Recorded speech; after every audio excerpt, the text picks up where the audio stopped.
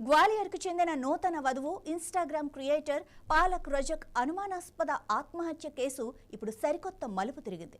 వరకట్న వేధింపుల వల్లే పాలక్ చనిపోయిందంటూ ఆమె పుట్టింటి వారు చేస్తున్న ఆరోపణలను భర్త కుటుంబ సభ్యులు తీవ్రంగా ఖండించారు. ఈ క్రమంలోనే పాలక్పై వారు పలు సంచలన ఆరోపణలు చేశారు.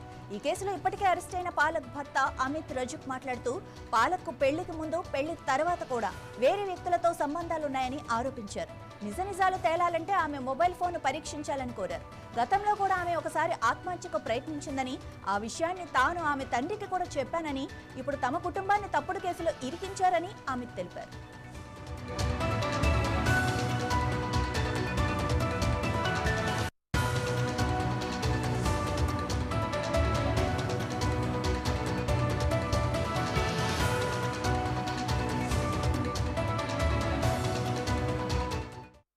పాలక్ ఆడపడుచులంతా కూడా ఇవే ఆరోపణలు చేశారు. పాలక్ మద్యం తాగేదని, గంజాయి తాగేదని, తెలియని మగవాళ్లతో తిరిగేదని ఆరోపించారు.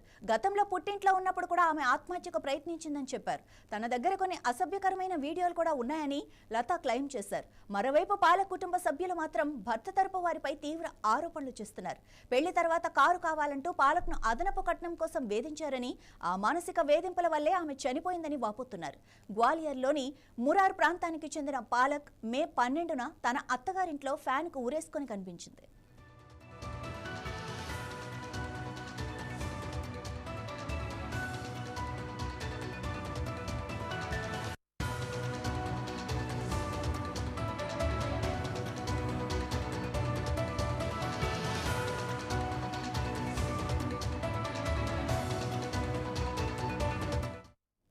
పాలక్ తల్లి ఇచ్చిన ఫిర్యాదు మేరకు పోలీసులు భర్త అమిత్, అత్త మీరా, బావ ఆకాష్లపై వరకట్న వేధింపులు, ఆత్మహత్యకు ప్రేరేపించడం వంటి సెక్షన్ల కింద ఎఫ్ఐఆర్ నమోదు చేశారు.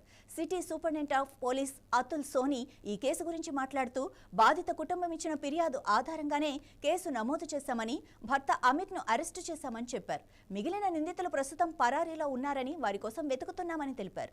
అసలు పాలక్ మరణానికి వరకట్న వేధింపులే కారణమా, లేక అత్తగారింట్లో చెబుతున్న ఆరోపణల్లో ఏమైనా నిజముందా అన్న విషయాలపై పోలీసులు ఇంకా ఒక స్పష్టతకు రాలేదు. దర్యాప్తు ఇంకా కొనసాగుతోంది.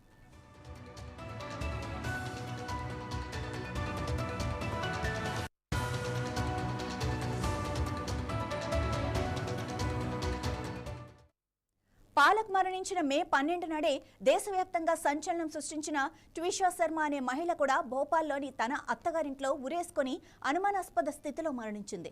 నోయిడాకు చెందిన ట్విషాకు పెళ్లై కేవలం 5 నెలలే అయింది. ఆమె కుటుంబం కూడా భర్త, అత్తమామలపై వరకట్న వేధింపులు, శారీరక మానసిక హింస ఆరోపణలు చేసింది.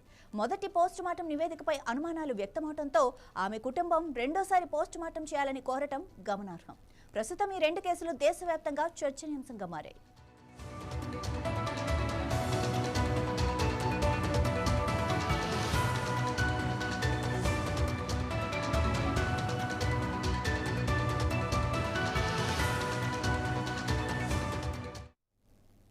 ఇవి ఇప్పటివరకున్న అప్డేట్స్. మరిన్ని అప్డేట్స్ కోసం చూస్తూనే ఉండండి 9+ న్యూస్.